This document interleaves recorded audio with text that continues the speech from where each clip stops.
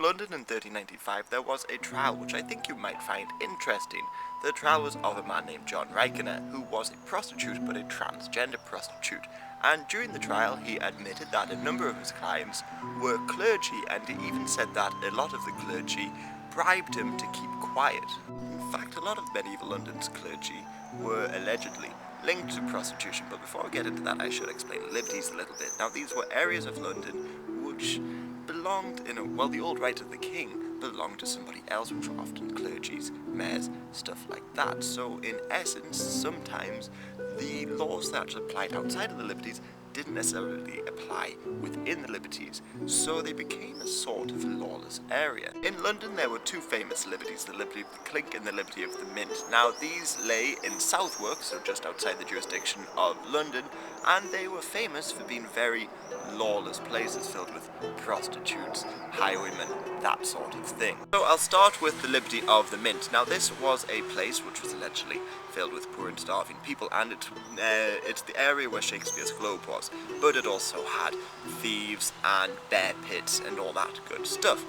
Now, most of the people who lived there couldn't leave except on Sunday, but let's say you ran up a debt elsewhere, like in the City of London, you could find refuge within the liberty because debtors could not enter. And of course, prostitution was also very prevalent in the liberty, and this is apparent if you look at old medieval maps of London. You'll find streets called things like Gropecunt Lane or Cox Lane, stuff like that, and this just shows you where the old red light districts were, and if the streets do exist, they have of course all been renamed. But back onto the clergy. Now it's believed that the clergy, the Bishop of Westminster, made quite a bit of money off the prostitutes within the liberty, the liberty of the Clink, which he ran.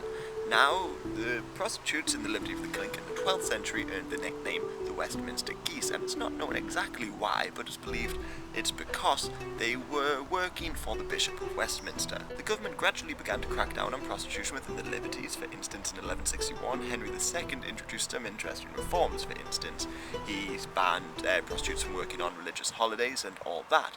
But he also made a law that the last customer of the night was allowed to stay over in the prostitute's bed, and he banned prostitutes from enticing customers into their bed, let's say, and he also banned prostitutes from wearing aprons. After all, at that time, aprons were apparently the sign of a respectable lady. But on the flip side, some of these reforms actually helped the prostitutes out quite a bit.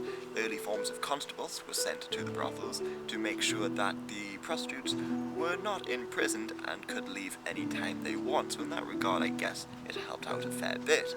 But seems I'm already on lawless places in London, I should mention Pickering Place. Now this is a tiny little square which is still in the centre of London, and was for a time the site of the Embassy of the Republic of Texas when it was an independent nation.